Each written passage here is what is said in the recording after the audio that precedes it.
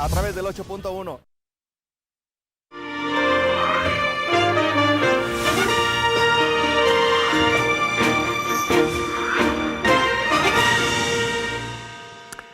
Bueno, estamos de vuelta en estas conversaciones al estilo Octava. Tienen su propia particularidad, su identidad. Hugo Concha, me da mucho gusto tenerte aquí. El gusto es mío, queridísimo Rafael Ricardo. Tienes un nombre que puede aplicarse de un lado y del otro, ¿te fijas? Sí, Qué mira, bien, es una ¿eh? lata. Hay que aclararle a la gente que mi apellido Rafael luego Sí, me cuesta claro, claro. trabajo. Y todavía padezco cuando tengo que aclararlo.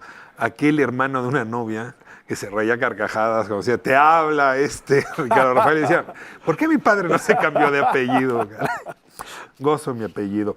Hugo, Sí, llamar a las cosas por su nombre es una cosa principal de nuestra época. Y a mí me trae muy complicada, y entretenido complicada que nuestra época. seguimos discutiendo a estas alturas Conceptos. si lo de Ayotzinapa fue responsabilidad o no del Estado. A ver, me trae entretenido y el presidente volvió a abrir otra vez Sí. la discusión. Yo no sé si él o la interpretación de lo que dijo, pero antes de entrar a nuestros temas más De acuerdo. de coyuntura, ayúdame con este. A ver, pero aquí particularmente, porque a veces se mezcla información, conocimiento, conceptos con opinión. Esta es opinión personal, ¿no? Porque Aquí no hay información dura. No, porque la verdad de las cosas estás interpretando las palabras del presidente en un acto público, con un auditorio que habría que conocer también muy bien. Y creo que esto se lleva, otra vez, como siempre lo decimos aquí, en este contexto de enorme polarización. Entonces, yo, como me llega a mí la información, es primero un segmento del discurso que me pareció no preocupante. Lo que seguía, porque parecía que el presidente estaba ya dando marcha atrás totalmente a la manera de entender crímenes de Estado de la más alta gravedad que se han dado en México. Ayotzinapa y el otro me parece que era la desaparición de una persona, ¿no? No me acuerdo cuál era el otro. Pero donde parecía que él decía, ahora que ya estoy yo, ya no son crímenes de Estado. Más tarde, cuando tuvimos en casa oportunidad de oír todo el discurso ya completo, es totalmente distinto lo que está diciendo el presidente. Y claro, como suele suceder con la voz cuando la grabas y la sacas de contexto, pues sí era un significado totalmente distinto. Decía más bien, esos crímenes de Estado, lo estoy resumiendo, esos crímenes de Estado que se daban en el pasado ya no se van a dar, porque ahora el Estado es diferente, que es una cosa totalmente distinta a la primera lectura, en donde parecía que ya decía, no se equivoquen, no fueron crímenes de Estado, cuando, hombre, Qué fácil nos vamos con la finta. los organismos internacionales, este mismo gobierno, yo recuerdo, no sé si lo han visto, es maravilloso el documental que produce Paco Ignacio Taibo sobre el mismo tema, termina diciendo, Ayotzinapa fue un crimen de Estado, ¿no? Entonces yo decía, a ver, ¿qué está sucediendo acá? No, ya que lo oyes completo, está diciendo otra cosa el presidente. Y esto me lleva simplemente así como conclusión o lección aprendida. Los discursos presidenciales hay que tomar cierta distancia de los mismos. Las mañaneras, tú decías hace rato algo bien interesante. Ojo, son planeadas. Precisamente porque son estrategias planeadas para distintos escuchas, digamos, para distintos auditorios. No le está hablando a todo mundo igual cada mañana con cada mensaje. Cada mensaje, como parte de una estrategia, va dirigida a ciertos lugares, a ciertos actores, a ciertos objetivos. Me parece que esa es una lección muy importante que hay que tomar. Sí, porque y si no lo tienes, mejor no lo peles mucho, porque entonces sí lo puedes distorsionar y al distorsionarlo simplemente estamos abonando a la polarización y a esta guerra sin sentido que creo que se está dando de ideas. Minutos le hemos dedicado a estas emisiones a hablar de la polarización, pero lo voy a frasear como lo siento. Polarización es que cada quien oye lo que quiere escuchar y lo demás no lo escucha. Porque Tenemos no hay un problema. Yo te lo voy a poner peor. No hay escucha. No hay escucha. Es un problema democrático del más alto nivel, ¿eh? Porque estamos discutiendo y te debe pasar en todos tus grupos, en tus programas, con mi familia, en tu familia, en tus amigos. Estamos discutiendo con las tripas. Eso significa nos acomodamos lo que nos gusta, lo que ya creemos y más importante, lo que ya sentimos. Ya ven como yo tengo razón y entonces ponemos el argumento. Eso es estar haciendo política, aunque no nos demos cuenta. No estamos haciendo ciencia, así en términos muy beberianos. Vamos a descubrir, vamos a dialogar, dime tus argumentos, escucha los míos y a ver a qué llegamos juntos. Eso sería una cosa muy distinta. Ahora, esa es una epidemia que golpea en todos lados. No, bueno, Vamos a mirar las decisiones que está tomando la Cámara Alta. Tú vienes siguiendo los temas judiciales, e incluso te tocó pues, trabajar, conocer muy bien en el Consejo de la Judicatura cómo funcionan las cosas, su relevancia. Yo te voy a rogar un minuto para que nos digas qué es el Consejo de la Judicatura y por qué fue tan importante el nombramiento de 2 integrantes nuevos. Me parece más que oportuno. A ver, Reforma 1994. Una reforma muy necesaria al Poder Judicial, en donde el objetivo central es separar todo lo que tiene que ver con administración, es decir, recursos, carrera, disciplina, todo lo de gobierno del Poder Judicial, quitarlo de la Suprema Corte de Justicia, donde antes se resolvía por los propios ministros, y ponerlo en manos de un órgano independiente, que forme parte de la Judicatura, pero que no esté subordinado a los intereses naturales que se dan por los ministros. Y en ese sentido, copiamos una figura que ya existe en muchos países europeos, que se llamó Consejo de la Judicatura. La integración de este Consejo de la Judicatura es muy relevante, es muy importante. Tiene un presidente y tiene 6 consejeros. 3 vienen del propio Poder Judicial, ojo, porque ahí ya están casi con una mayoría, por esos 3, nombrados por la Suprema Corte de Justicia, 2 por el Senado de la República y el 6º por el Presidente de la República. El problema es que rápidamente se tomaron 2 decisiones 3 años después, en una llamada contrarreforma, que dijeron, a ver, el Consejo de la Judicatura lo tiene que presidir el propio presidente de la Corte. ¿Qué quiere decir eso? ¿Por qué digo que es una cosa muy, pues la verdad yo sí creo negativa? Porque entonces ya creaste que todo el gobierno judicial otra vez tiene una mayoría para tomar todas las decisiones en base a lo que quiere el presidente de la Suprema Corte de Justicia. Entonces esa supuesta y sana separación que buscabas ya no se dio. Es realmente el presidente con 3 subordinados, sean magistrados o jueces, con los que ya tienen 4 votos y normalmente los otros 3 se repliegan. Okay. En este contexto... Entonces ve las 4 funciones básicas rápidamente que hace el Consejo de la Judicatura para que se entienda la gravedad de esto. Todo lo que tiene que ver con administrar recursos, desde comprar el café en todas las sedes del Poder Judicial Federal, hasta comprar edificios, licitaciones enormes, automóviles, crear un nuevo juzgado, crear un nuevo tribunal colegiado. Todo eso que implica recursos, el Consejo de la Judicatura es el que los administra. Y claro, es el responsable, o debería ser, de que sean transparentes y que toda la población lo veamos, cosa que no sucede. No en balde, Arturo Saldívar, al muy poco tiempo que llegó, como presidente del Consejo, dijo, hay un desfalco por 5,000 millones de pesos. Nunca más se dijo nada más al respecto. Esa es una de las cosas que hace. Otra, toda la carrera judicial. Nombrar a los funcionarios a través del Instituto de la Judicatura Federal, llevar a cabo concursos de oposición. Acaba de darse uno para 25 juezas. Todo eso lo organiza, lo planea, lo diseña el Consejo de la Judicatura a través de este instituto, que es Escuela Judicial, ¿no? Tercero, adscripciones, delicadísimo. ¿A dónde le toca trabajar a cada juez o cada magistrado en el país? No es lo mismo ser un juez penal en la Ciudad de México que en Tamaulipas. O en Jalisco, como lo veíamos ahora. No, o en Jalisco. Entonces ese es otro tema delicado. La disciplina. Cuando hay una queja contra un juez, cuando se hablaba del juez de control Padierna que está llevando todo lo de Rosario Robles, ¿te acuerdas? Delgadillo Padierna. Delgadillo Padierna. Se presentó una queja ante el Consejo de la Judicatura y este consejo es el que investiga para ver si hay alguna conducta irregular. Y cuando la hay, es el responsable de establecer sanciones de tipo administrativo y en su caso presentar una denuncia penal, que fue el caso del magistrado o de varios, pero en particular el de Jalisco que acaba de detener. Eso hace el Consejo de la Judicatura.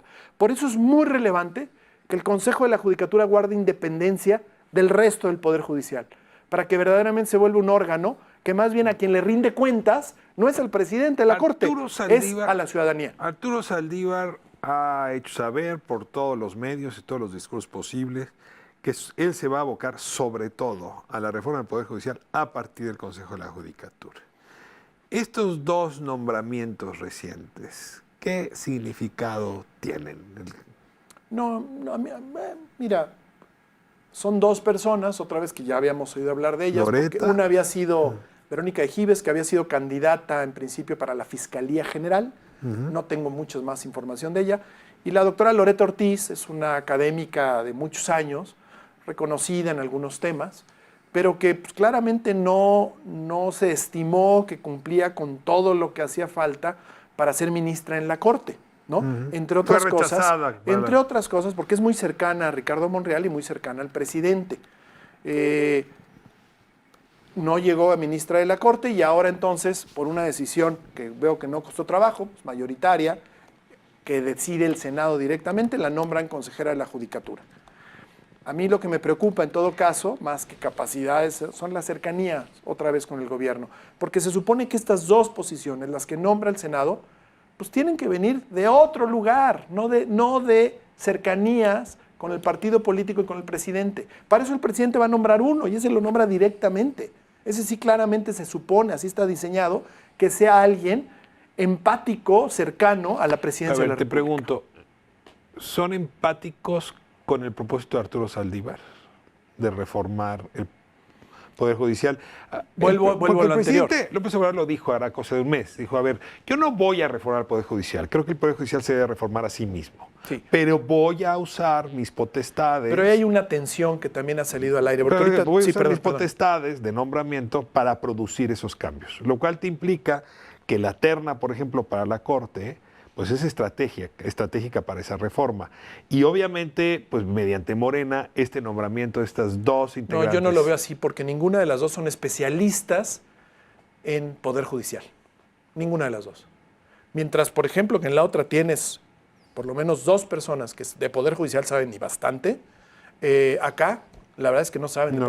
Llegan a aprender qué hace el Consejo de la Judicatura. Y con un serio problema, porque hay una tensión, Ricardo. Tú dices, el presidente Saldívar ya ha dicho que va a reformar el Consejo de la Judicatura. Sí, pero también ha dicho que quiere reformas internas. Ojo, él ha manifestado que no quiere separar la presidencia de la Corte del Consejo. No. Bueno, que no lo separe ahorita, que él le tocó, es como lo que decíamos de Lorenzo Córdoba. Ahorita no, ya está ahí. Pero que quede la reforma para la siguiente presidencia. Eso sería muy útil, muy sano para el país. Esa sería una reforma importante. Ahora, el que sí ha dicho que quiere hacer eso fue Ricardo Monreal a través de aquella iniciativa que se quedó guardada de reforma judicial que ha propiciado y este anuncio que se dio de que se está preparando, supuestamente se está trabajando en un grupo del Senado, de la Presidencia y de la propia Corte para un proyecto grande de reforma judicial que nos van a dar a conocer en enero, ¿no? Tendremos oportunidad de conversarlo más detenidamente, pero no mucho más. Yo creo que hacia el 12 de diciembre se habrá nombrado a la próxima ministra de la Suprema Corte de Justicia, que es mujer, si la terna no regresa. ¿Te gustó la terna? A ver, y mira, más que abonar a favor de una currícula o la otra, te quiero preguntar por el procedimiento. Gracias, Ricardo, porque yo creo que ahí es donde tenemos que poner la vista. ¿Por qué digo esto? Creo que la terna es una buena terna. Son más allá de cosillas que le encuentres a alguien y alguien me va a decir, cosillas, es muy lo que sea. Cumplen conocimiento y cumplen con experiencia, ¿no? Una de las personas, además de académica, tiene experiencia en la fiscalía, ¿no? Y es hoy en día subsecretaria. Bueno, algo de experiencia tiene. Álvarez Mauri. Margarita Ríos Farjat es una persona preparadísima, muy inteligente, estuvo en el Poder Judicial al inicios de su carrera, después estuvo en algunos otros puestos públicos, es hoy titular del SAT y además una titular del SAT exitosa, ¿no? Aquí la tuviste hace una semana, justamente, y la verdad es una persona brillante. Somos atinados aquí. Sí. Y luego está nuestra amiga Ana Laura Magaloni, una académica muy reconocida, que hoy en día asesora a Claudia Sheinbaum. Este es un tema también importante, porque de repente en estas cercanías o no se quiere pintar de que hay enormes abismos y diferencias. Ojo, hoy en día la candidatura de Ana Laura Magaloni, no porque no tenga méritos, pero está siendo empujada por su cercanía con Claudia Sheinbaum, que también hay que reconocer. Hay un aspecto político. Y te pregunto, ¿y Arturo Saldívar? Arturo Saldívar no sabemos, es cercano a Ana Laura, es cercano, porque yo formé parte hace mucho tiempo de un grupo que con Ana Laura, de directora de Derecho en el CIDE, hicimos, y ahí estaba Arturo Saldívar, la materia de Derecho Constitucional. La carrera de Derecho. La carrera de Derecho, bueno, la hizo Ana Laura. Pero participó Arturo Saldívar. Nosotros, Arturo Saldívar, no. Y yo y otras personas participamos en el diseño de la materia de Derecho Constitucional, ¿no? Arturo Saldívar era un amparista en ese momento muy reconocido y por eso ayudó a esa parte del curso. Hay fue lo buenos que perfiles. ¿Qué te esperarías de la oposición pero y el siendo poder? buenos perfiles, Ajá. siendo unos buenos perfiles, ahí ya no está la discusión. De veras, yo diría a todos mis correligionarios, académicos, periodistas, a todo mundo, no está ahí hoy el problema. Los Es tres una son buena de muy terna. buena- es una No buena queremos ser más papistas que el Papa. Ya tenemos, ahora sí, una buena terna con 3 buenos elementos. Ahora, veamos que el procedimiento también sea un procedimiento ahora sí de veras. Y la verdad es que no hay buenas señas porque vivimos ya lo de la CNDH y cómo le gusta operar a esta mayoría en el Senado y no lo ha hecho bien. ¿Qué tenemos que hacer? Un auténtico proceso de deliberación, de evaluación, para decidir cuál es la candidata que más le conviene en este momento al Poder Judicial Federal y a México en general. Bueno, le convendría a la que tuviera una mayoría más amplia. ¿Le convendría que, perdón? A la que lograra una mayoría más La amplia. que logra, pero claro, pero eso va a ir ya al final, para la votación. Lo que tiene que hacer el Senado en un primer momento es oírlas, la cita para una comparecencia. A partir de eso y con la información que tienen, deliberan, bueno, las tienen que cuestionar, preguntas importantes, preparadas, no de que ya llegó el senador a ver qué se le ocurre, como lo hacen, sino verdaderamente que tengan que ver con los problemas de la justicia, que son muchos hoy en día. El Y a partir de jueves esa es la información, comparecencia de las- deliberar, dialogar y llegar a la conclusión de cuál de ellas hoy en día es la mejor ministra, lo que no significa que en otro momento a lo mejor otra sería mejor perfil. Hoy en día, ¿cuál es el mejor perfil para la Suprema Corte de Justicia? El jueves es la comparecencia de las 3. Ya eso a mí en principio no me gusta, porque quiere decir que están acotando mucho los tiempos para tomar una decisión, yo creo que acelerada. O sea, ve las comparecencias de funcionarios o de candidatos para la Corte en Estados Unidos, se llevan días No, meses. o meses. O sea, esta debe de ser una investigación Bueno, a ahora, fondo. periodísticamente Se investiga hasta los detalles más mínimos de su vida. En dónde Periodísticamente están. necesitamos tu opinión en cuanto hayan pasado las comparecencias. Así Sí. es que le ponemos fecha para escucharte. Por supuesto. Porque va a Así ser es, Ricardo. importante En cuanto poner la esté lupa. ese, Yo creo tomamos que esta es el una tema. comparecencia que tenemos que mirar todas Ahora, y todos. yo en principio estoy contento porque el que haya una buena terna es una buena cosa. una Ahora, buena ojalá de veras el Senado se haga responsable del papel que tiene. En todas las reformas estructurales, en casi todas, el Senado se puso ante todo como el órgano para decisiones finales y nombramientos. En muchos, Claro. En muchos órganos. Ahora Pues que lo hagan bien, asuma. ¿no? Hugo Concha, muchísimas gracias. Que tengas Gracias a una ti. gran semana. Qué bueno. Tú también, mi querido Ricardo. De vuelta estará Ixel muchos saludos Cisnero a con todos. nosotros. Tenemos mucho que reflexionar sobre la marcha